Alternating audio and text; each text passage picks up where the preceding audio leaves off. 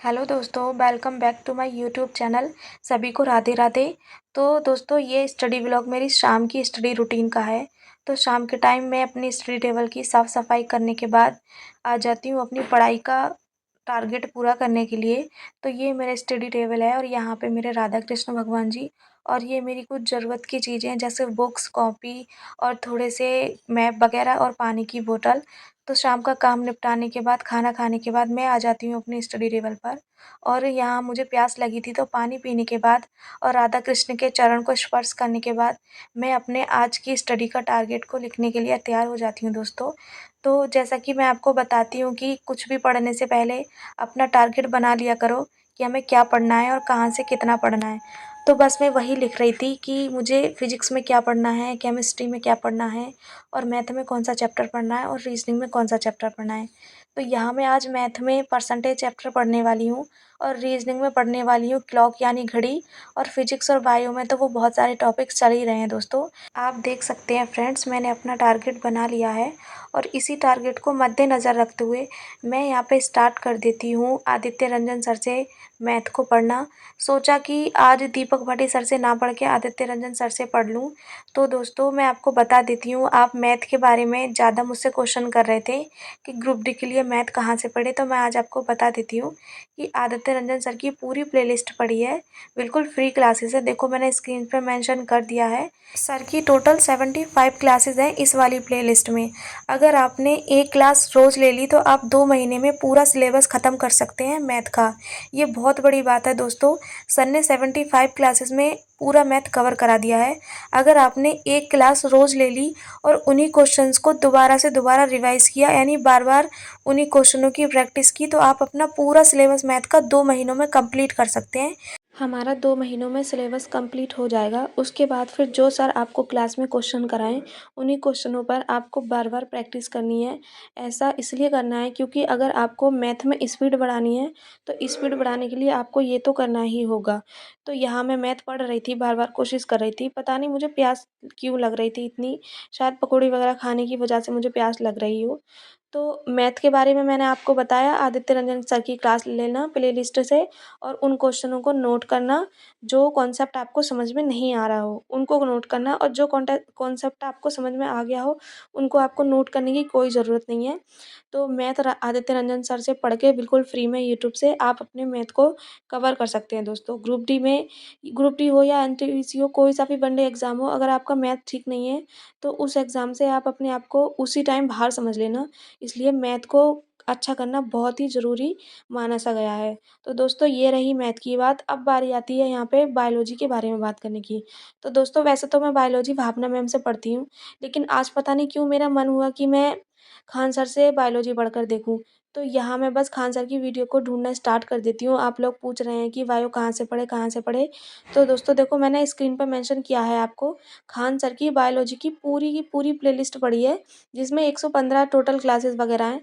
अगर आपने इन क्लासेस को पूरा कर लिया तो आपकी बायो की टेंशन ख़त्म हो जाएगी। आपकी पूरी बायो मतलब कंप्लीट हो जाएगी इसी में। अगर आपने नोट कर लिए सारे नोट्स वगैरह और 1 डेढ़ महीने में क्लासेस वगैरह लेने के बाद इन्हीं नोट्स को बार-बार रिवीज़न कर लिया, तो मैं सोचती हूँ कि ग्रुप डी या एनटीपीसी एग्ज़ाम में आपका एक क्वेश्चंस बाहर नहीं जाएगा दोस्तों।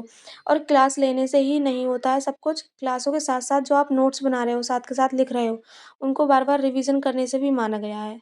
मेरा यहाँ पे फ़ोन मुझे बहुत परेशान कर रहा था कि वो क्वालिटी नहीं बढ़ रही थी, इसलिए मैं उसको बार-बार ठीक करने की कोशिश कर रही थी।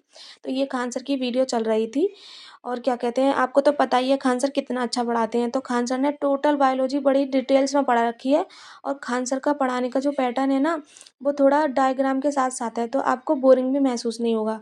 बहुत ही अच्छा पढ़ाते हैं सर। तो यहाँ बात हो जाती है बायोलॉजी की दोस्तों। बायोलॉजी की और मैथ के बारे में मैंने आपको सजेस्ट कर दिया है, बाकी आपकी मर्ज़ी है, आप कहीं से भी जाके पढ़ सकते हैं। मैंने स्क्रीन पे भी मेंशन कर दी है प्लेलिस्ट सर की। अब बात कर लेते हैं रीज़निंग की। तो ग्रुप डी में रीज़निंग अपने आप में एक अच्छा लेवल रखती है, यानी 30 नंबर की तो इसमें रीज़निंग ही आ रही है दोस्तों। तो रीज़निंग के लिए वैसे तो कई सारे टीचर्स हैं, फिर भी मैं आपको सजेस्ट कर देती हूँ फ्री प्लेलिस्ट वाले पीयूष वार्ष्णेय सर हैं दोस्तों, बहुत ही अच्छी रीज़निंग पढ़ाते हैं। तो ये रहे, देखो मैंने उनकी क्लास वगैरह चला ली है और मैं आपको स्क्रीन पे भी मेंशन कर दे रही हूँ। इनकी भी टोटल 112-15 क्लासेस है, प्लेलिस्ट है पूरी। सर ने ये वाली जो क्लासेस दी हैं पूरी प्लेलिस्ट, ये टोटल रीजनिंग की है। अगर आपने ये प्लेलिस्ट पूरी पढ़ ली तो मैं सोचती हूँ कि आपको कहीं से रीजनिंग पढ़ने की ज़रूरत नहीं पड़ेगी। यानी आपकी रीजनिंग इसी प्लेलिस्ट से पूरी टोटल क्या कहते हैं कवर हो जाएगी। तो ये रही रीजनिंग की बात। मैं अपना बता देती हूँ, मैंने रीजनिंग को कंप्लीट कर लिया है, तो मैं क्लासेस वगैरह नहीं लेती हूँ, बस मैं बुक से या फिर टेक्स्ट बुक पर टेस्ट से ही प्रैक्टिस करती हूँ दोस्तों।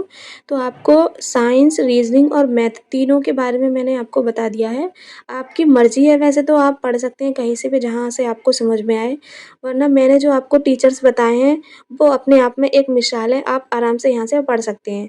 तो मैंने यहाँ पे अपने तीनों सब्जेक्ट कवर कर लिए थे, फिर मैंने सोचा था कि बुक से फिजिक्स को पढ़ ले रही हूँ, क्योंकि फिजिक्स जो है मैंने क्लास वगैरह नहीं ली थी, बुक से ही फिजिक्स को पढ़ना स्टार्ट कर दिया है। तो दोस्तों मेरे पास तो बुक्स हैं कई सारी, तो मैं कहीं से भी कोई सा सब्जेक्ट पढ़ लेती हूँ। ऐसा होता है ना कि हमने किसी भी किताब से एक सब्जेक्ट पढ़ लिया, तो हमें एक बार वो रिवीजन हो जाता है, तो हम दूसरी बार जब वहीं से वो चीज़ रिवाइज करते हैं तो हमें जल्दी चीज़ें याद होती हैं।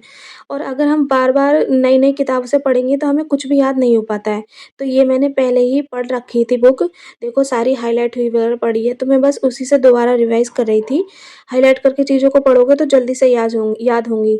तो हाइलाइट हम इसलिए करते हैं कि जो इम्पोर्टेंट्स वगैरह हमारे नोट होते हैं हम उनको हाइड कर देते हैं, इसलिए क्योंकि हमें पढ़ने में आसानी हो। तो बस मैं फिजिक्स को अपनी बुक से कवर करने की कोशिश कर रही थी दोस्तों। और यकीन मानना, अगर आप जीके जीएस को बुक से ज़्यादा पढ़ोगे ना तो आपको अच्छे से समझ में आएगी। ये मेरी ऊपर बुक रखी है उत्तर प्रदेश कांस्टेबल की, ये यूपी जीके की है। जब यूपी पुलिस का एग्जाम चल रहा था तो इस बुक को मैंने 2 से 3 बार पूरा पढ़ दिया था। क्लास से कभी भी यूपी जीके मैंने नहीं पढ़ी थी। तो दोस्तों देखो मैंने क्या बताया, फर्स्ट ऑफ ऑल सर की क्लासेस वगैरह लेनी है और उनको रिवाइज करना है, उन्हीं नोट्स को जो अपने हाथ से बनाओ क्लासेस से, फिर बुक से रिवाइज करना है दोस्तों, और फिर जाके आपको टेस्ट वगैरह लगाने हैं। तो जो आपका क्वेश्चन था लाइव वीडियो में आकर या फिर कमेंट में आकर कि आप मैथ कहाँ से पढ़ रही हो, साइंस कहाँ से पढ़ रही हो, तो वो मैंने आपको बता दिया है। तो दोस्तों आज की वीडियो में सिर्फ इतना ही, मिलते हैं नेक्स्ट वीडियो में, जब तक के लिए राधे राधे।